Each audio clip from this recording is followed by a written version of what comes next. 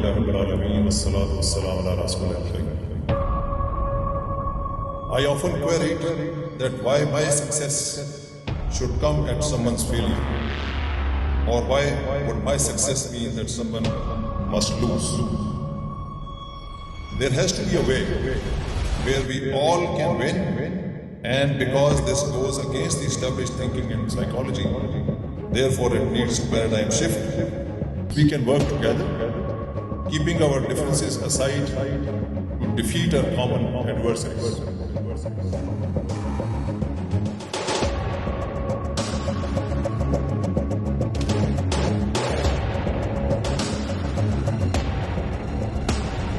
The change that I refer to calls for cooperation, trust, and mutual advantage rather than competition or conflict. We started this exercise in 2007 with few participants. Our message got wider acceptance and the participants steadily grew. Despite countless sacrifices and losses, Pakistan continues to be a responsible state. Pakistan has been the largest regional contributor to these constructs in terms of man and material. The exercise Aman, which literally means peace, is a step towards making that cooperation a reality.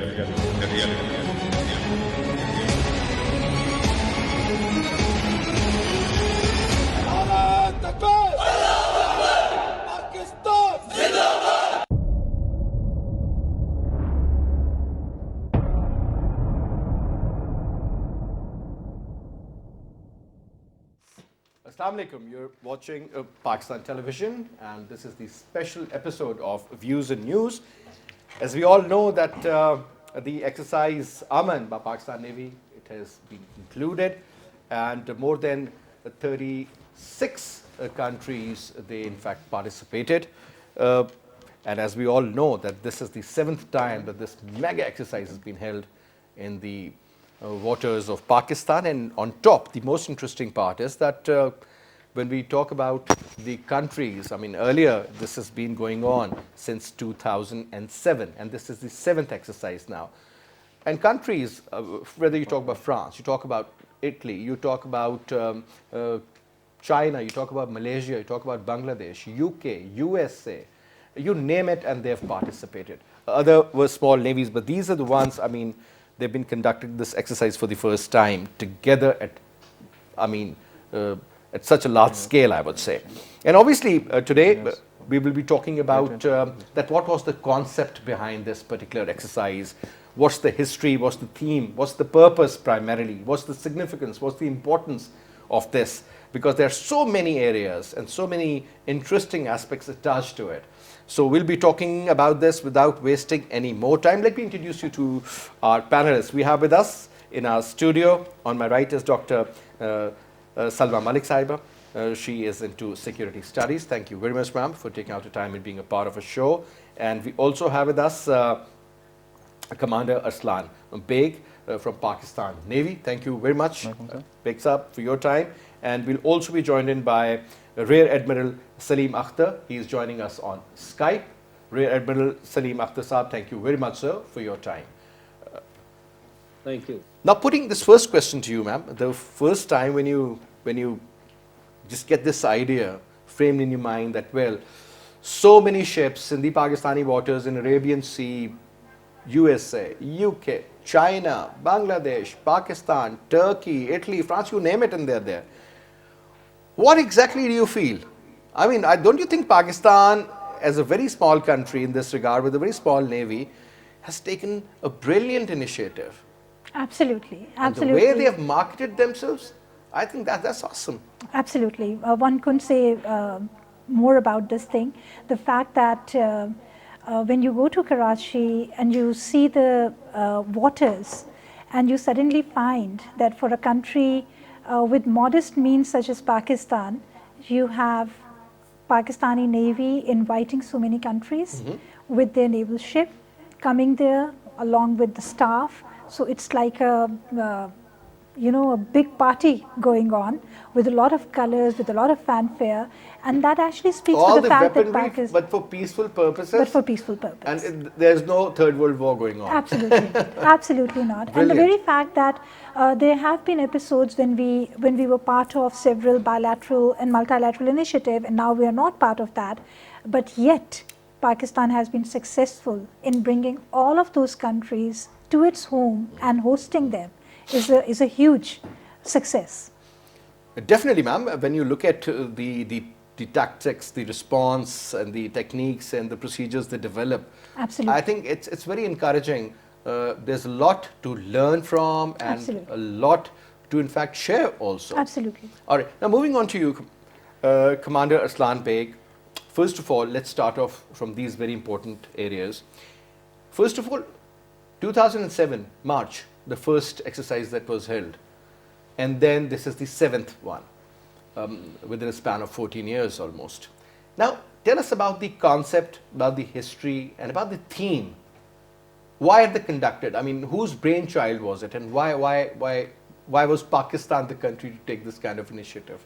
Well, Pakistan has previously been always been contributing towards initiatives through being participating in UN initiatives like combined task forces, 150, 151, different UN peacekeeping missions. So the contribution has always been there. But for the Pakistan Navy, this all happened in year 2007, where the first Aman was held in March 2007, to be very specific.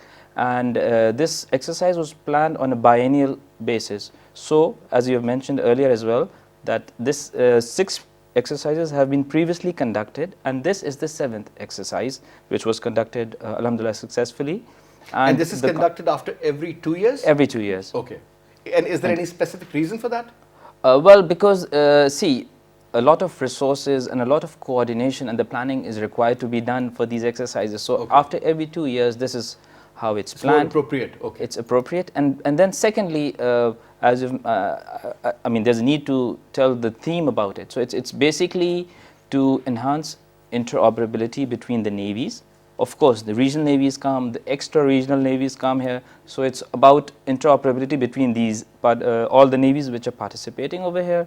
And then regional cooperation and stability, that needs to be enhanced as well.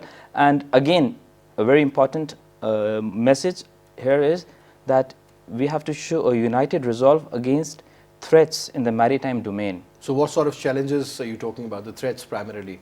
Pirates? Well, terrorism?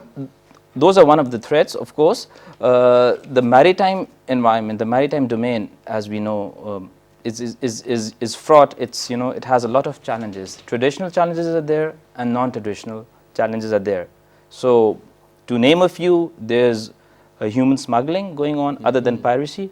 There's drug trafficking, there's narcotic smuggling, and gun running, and these are just one of the few challenges, of course. So in order to grapple with these challenges and have a response against these, so there's a requirement to have these. Plus, because the oceans, as you know, they're the highways. So a lot of the global economy runs on these highways, and there's a lot of merchant traffic going on.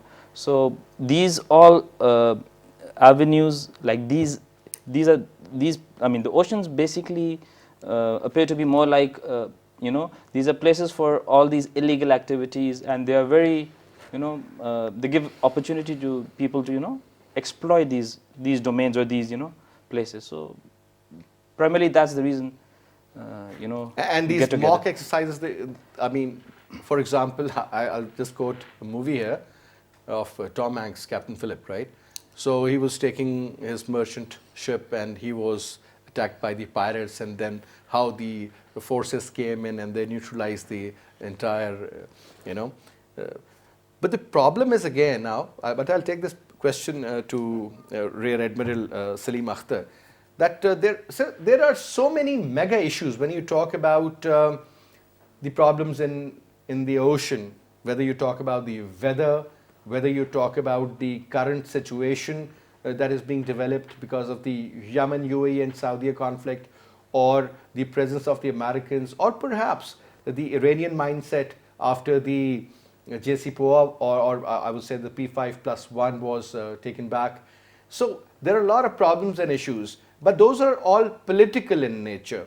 Over here, so it seems that these are purely military exercises conducted for a certain purpose, and those purposes include so many important things. For example, it's a major mega event. The name of Pakistan is going to be promoted, and obviously when it comes to the stability, cooperation, or promoted regional effects are concerned, I mean, I think this is a great job, sir. Your take? Well, this Aman exercises, the main purpose is to project Pakistan positive image that is contributing towards regional peace and stability. And at the same time, we would also like to project Pakistan Navy as the positive image of Pakistan Navy in the maritime arena. As you mentioned, the challenges are very high in this region. We are talking of not only the main rivalry or other regional or extra-regional issues that come up here and the Navy, they deal with it, but basically, as the commander mentioned, talking of maritime terrorism, piracy, these are non-traditional sort of challenges that have come up lately.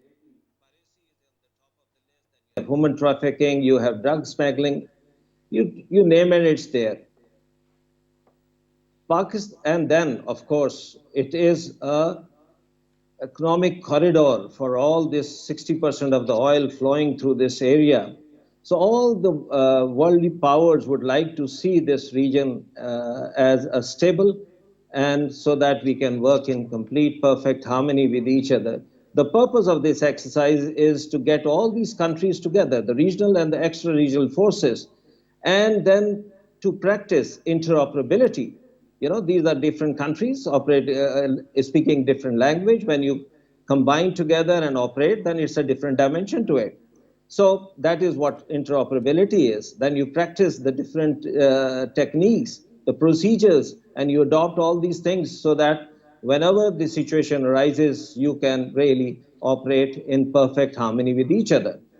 So basically, Pakistan, and as you know also, with CPEC coming into play, you would like to see the North Arabian Sea and the Indian Ocean northern part as should the region of perfect peace and stability that prevails in this region. Plus, you know, what our enemies they try to portray of isolating Pakistan, I would like to take it that extended further.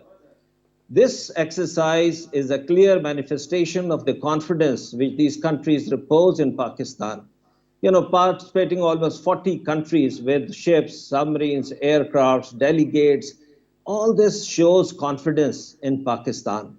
And it's not Pakistan which is being isolated, it is those countries which try to damage Pakistan's position are actually at the losing end, because it is they who are not participating in such a big exercise in the North Arabian Sea or the Indian Ocean.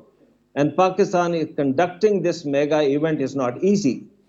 So this multinational mega event has now become a norm. Every 2 years is being conducted. So I think it's a big addition, and it actually projects a very positive image of Pakistan. Now, Admiral Saab, two questions here for you. One is regarding the role of the non-observers. I mean, the observer states are there, but they are, I mean, not a member of the current, that consortium which is operating in the sea at the moment, sir, along with their top of the line assets. So, role of these observers, how do you see that, sir? And can observers be at some stage be a part of the exercise, sir? And who chooses the new members? I mean, is it like a body or individually? Pakistan, since we are the host, can we invite? I mean, what's the procedure? How do you do it, sir? Basically, would like to welcome maximum number of countries which can come with their assets. Those countries which cannot join the exercise with their assets, they send the observers. So basically, this exercise has got two phases. One is the harbor phase, and another is the sea phase. So in the harbor phase, you will find these conference, which is organized by the international conference organized by the National Institute of Maritime Affairs, which operates under the Barrier University. So they conduct this international seminar in which all these topics, these observers, they participate. So they are directly contributing in a way. Then what happens is when you have a sea phase, though these observers are based on these platforms, they go, they observe. So as a matter of fact, they are very much a part of this exercise and they equally benefit. When they go back, they share this experience with their higher command. So at the end of the day, Pakistan would like all countries, whosoever can afford to send their assets to participate in this exercise. So his invitation goes on. As he mentioned earlier, that about 2007, there were only a few countries participating. Now we have over 40 countries participating in this exercise. So these observers are very much a part of that because it's not only ships, it's not only submarines, it's not only aircrafts. We have special operation forces that come from various countries who do not bring they send their platforms. Similarly, we have explosive ordnance disposal, this exercise sort of going on in parallel, which is in harbor, which is on the coastline or whatever. We have the special services groups which are participating from various countries. So all in all, it is a combined sort of efforts which are put by all the countries who are participating in whatever form they want to. And at the end of the day, the bottom line is we want that these countries should be able to understand Pakistan's position. They should be able to operate together in a perfect harmony. So that is the end of the day that we want to achieve. Very, very interesting. Sir, I've got a couple of more questions and I'll come back to you on those.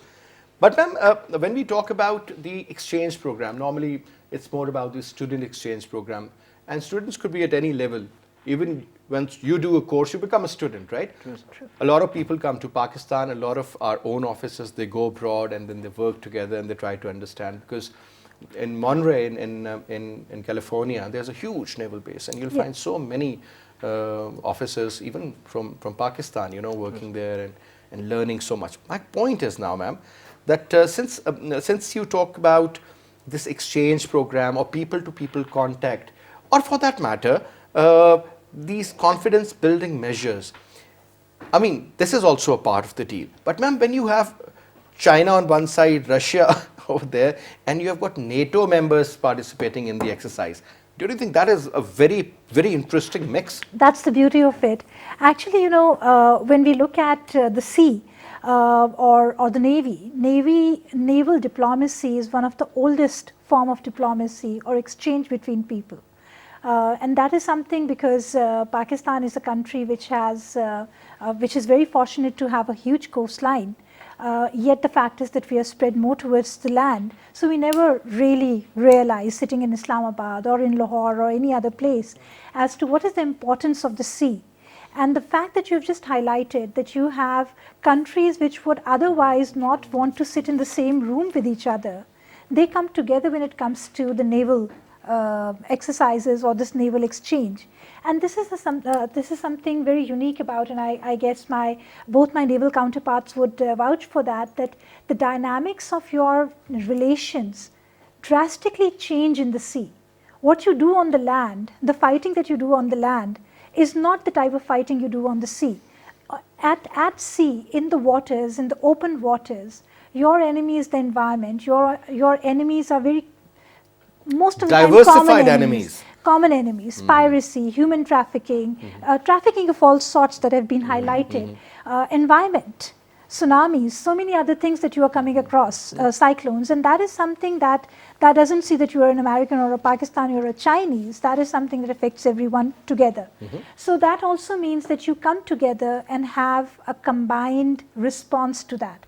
And the very fact that Pakistan, as a country with a modest navy, has not only come up with this aspect, and it has been doing it for the last so many years, since 2007, and this is 2021, which means that these 7 exercises have actually brought this kind of a naval diplomacy to a new niche where every 2 years or so, countries worldwide expect that they would come together. They would communicate with each other. They would be on a neutral ground. Correct. There, they don't have to be Americans or the Chinese or the NATO member states or Omanis and the Qataris, but they can all come together and talk about things which are of common interest to them without gloves off, without any hang-ups or anything of that sort. So that is actually something one really needs to look into. And I think the more you study these exchanges and these observations and they're coming together, the more in depth one would go and figure out as to how successful Pakistan has been doing it. In fact, I think we are under-marketing the success of the Aman exercises. But this is the best particular way to notion sort of of promote it and tell people what exactly is going because on. this type of diplomacy is something that is totally unprecedented. Just put it on the land and try to bring all of these people together in a single room. The language is different. Obviously, the machines are different. On top, the kind of, equipment the Russians have developed, that was purposely made for that kind of a climate. Well, This is equator, what we're talking about. So, I'm sure these areas must be under discussion as well, that, what sort of a performance that ship would do in these kind of waters, or if the temperature is low or if the temperature is high. I think that is again. well, these areas, and of course, the assets which come out here by default, just like for a general information, the most machinery and assets, weapons, sensors for the sea environment. Because the maritime environment is very harsh, so it's more or less very it's very ruggedized, and all these equipment and weapons, sensors, as I've mentioned, they're already prepared to be operate under harsh conditions. So that doesn't really figure out in the real sense. But as you've mentioned, see, you've got the Russians, you've got Chinese, and different Americans, British. So many nations coming here. So primarily they have a conference, they have a coordination meeting, and they actually rehearse. As I've mentioned, in the harbor phase of the exercise, you've got tabletop discussions, you have got pre-coordination meetings, pre-exercise meetings. They actually decide what actually are the procedures which will be followed in while they operate while doing these exercises. I think Pakistan is doing a brilliant job here. There is no And that's a doubt. lot of expenses. A lot of it, and ma'am, not once, not twice. Think about It's a 30 regular plus feature. So countries. they've been doing it Absolutely. since 2007, and they'll keep doing it again in the future also. Inshallah. But coming to you, Rear Admiral Salim Akhtar, there are 2-3 points, sir. First of all, tell our viewers, this exercise Aman, how does it promote regional cooperation and stability, sir? And secondly, when you talk about the responses, are they practically applicable at some stage, or maybe just written and then they become a part of the folder, sir? Well, before I go on to that, let me just share, because you mentioned Monterey. So I am a graduate of the U.S. Naval Postgraduate School in Monterey, California. And it's a good thing where you go and you actually, a lot of things that you learn over there from different countries. Similarly, there are different courses which are undertaken by officers, and they really help and to modify your own procedures, your own techniques, your own whatever in a way procedures that you follow within your own country. So that is one thing. Regional peace and stability, because once these countries are, because they all have a common goal. Let me tell you, because all of them have an interest to keep this economic corridor open. All are interested in to have this regional peace and stability in the region. All of them, they want that there should be perfect harmony. So that is what we are trying to do. When you invite so many countries with their platform, with their assets, and when they combine and operate together, so what happens in case when there is piracy was at a higher peak, then you have more regional or extra regional navies which are operating in this part of the world. In that case, you don't have time really to practice these things. But since you have already done an exercise like Aman, you have attended, these countries have attended that exercise. So these procedures and these have already been adopted, formalized. So it becomes very simple to operate during those conditions. When you talk of the cost of it, all countries are interested. So there are countries, the ships which are already in the region, they will participate. It's not the fuel cost only. Being the host, then you provide them various facilities free of cost, like the berthing of the ships, for support of the ships, the technical support, and other sort of things are being taken care by the host. And other than that, as mentioned earlier, you have this harbor phase in which all these sort of things are going on. One aspect that perhaps is not being touched is not only simple going to the sea, practicing all that. In the harbor phase, you have a wonderful sports gala, you have a food festival, you have all these events where the cultural displays from different countries which are participating, they exhibit their culture. And so it's like a big fanfare sort of thing, and it really brings such a good name to the country.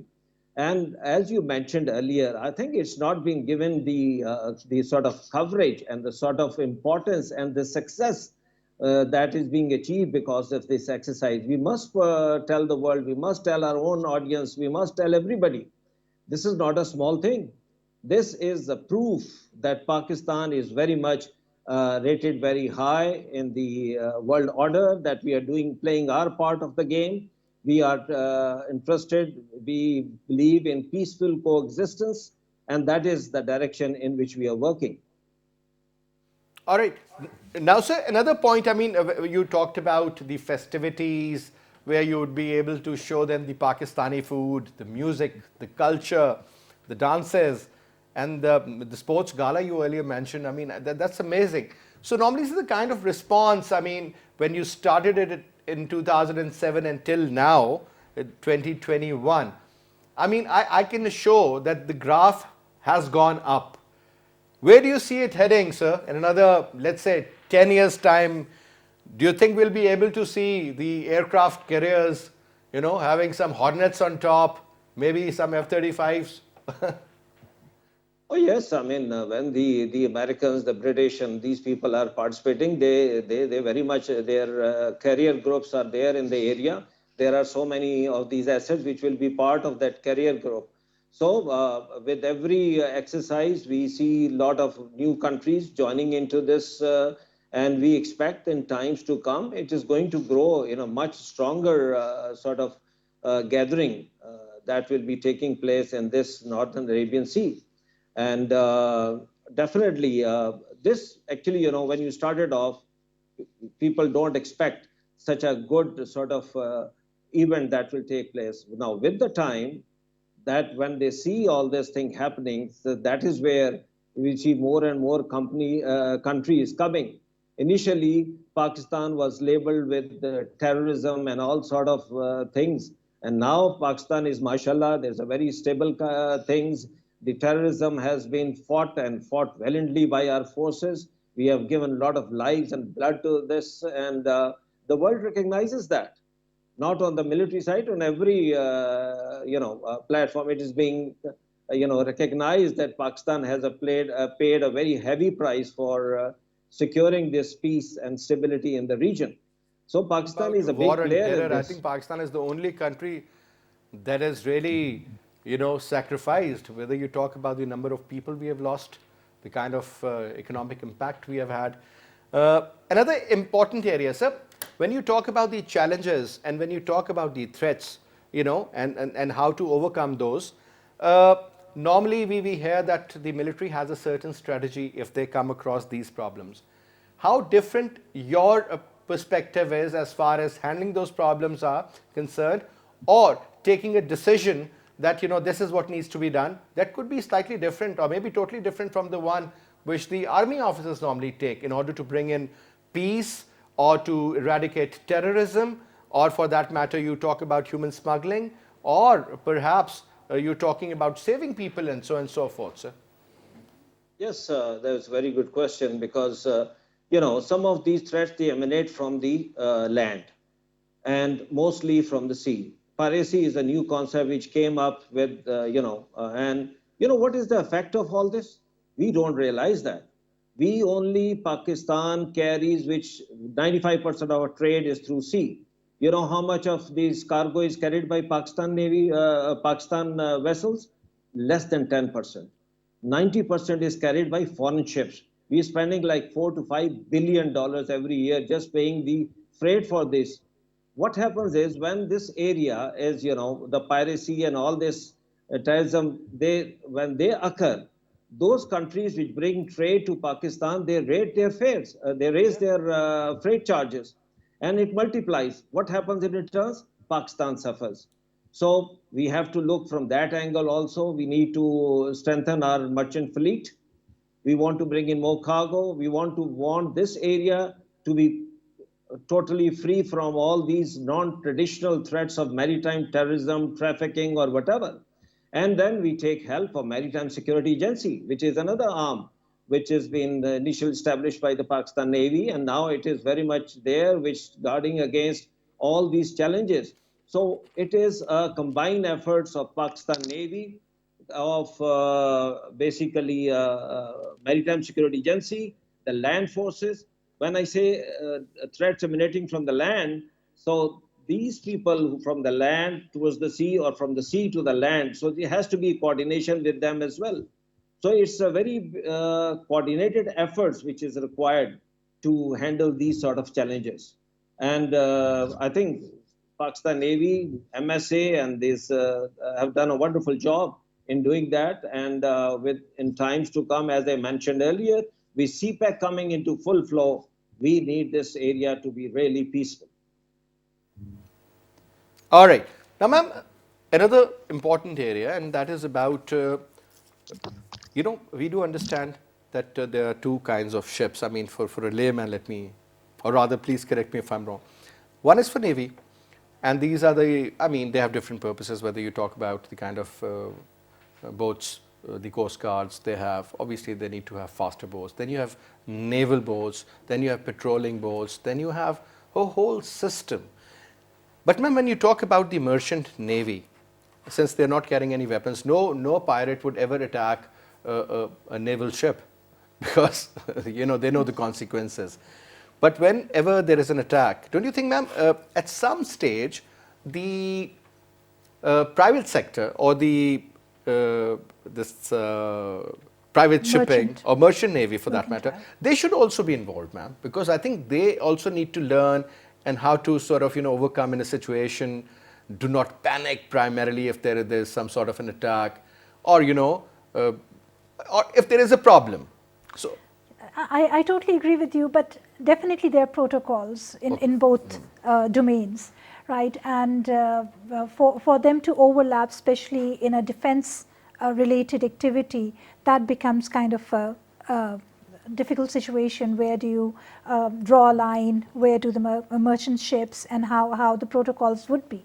But I think as you were talking to Admiral Sahab about 10 years forecasting, so perhaps in a day tomorrow when such an exercise is taking place, you might also have this interface of the mercantile as well as because when you talk about technology, it's changing so rapidly. It is Innovations absolutely. are taking place. Things are, nobody ever thought that a drone would be the masterpiece, and it is going to be the actual weapon of mass destruction. That's the and see now point. They don't need, and you'll be soon seeing, but rather it is already happening. Pilotless jets. Flying and bombing and carrying out all the... And I think a part of these exercises also kind of educates modest militaries such as ours as to what are the new domains that need to be explored. The fact that you're talking about this interface of civilian as well as the military, or the mercantile and the military, speaks for the fact that there's a need for this interface as well. There's a need where you need to incorporate new challenges that are coming up,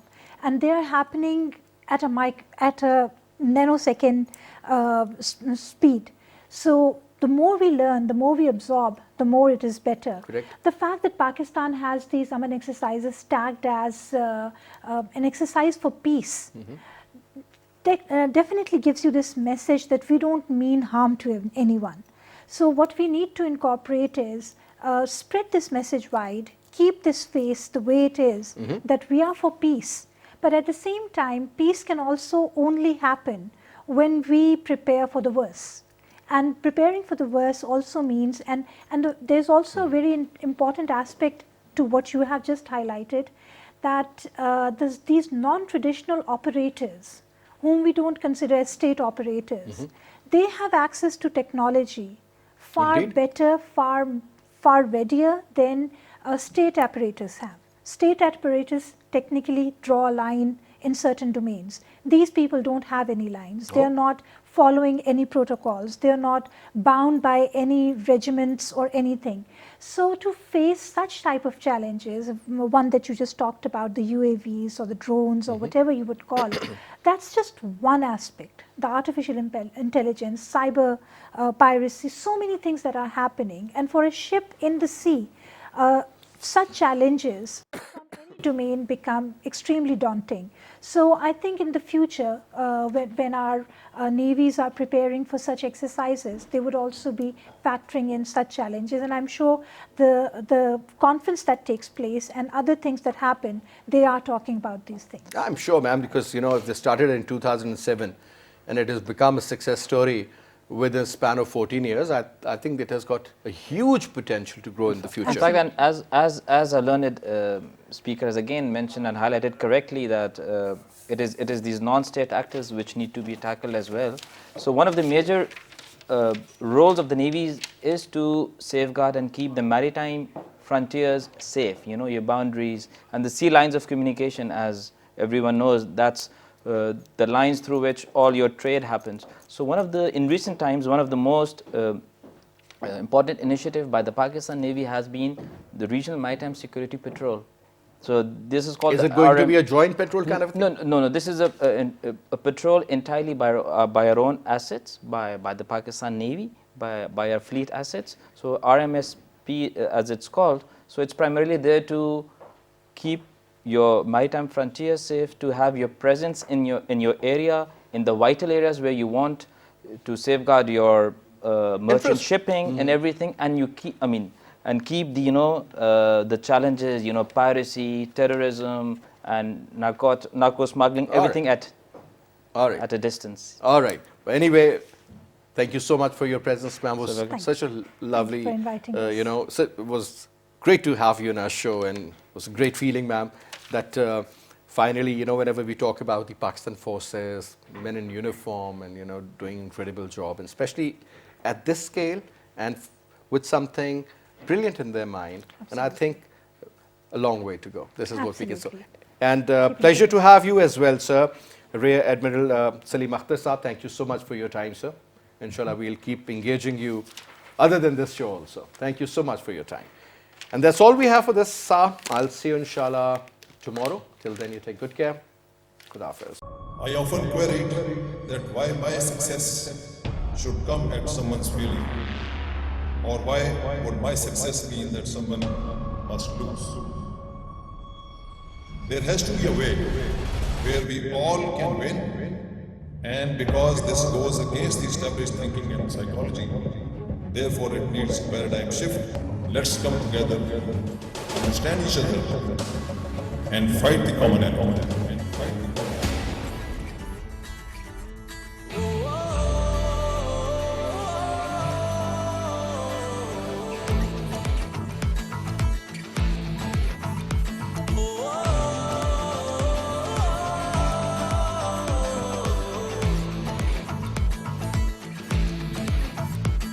जो अमन तेरी राहों पे चले, दिल हाजिर है, हम हाजिर हैं, दुनिया वाले एक साथ मिले, दिल हाजिर है, हम हाजिर हैं. Oh, call of duty, call of peace, we are here, oh, what the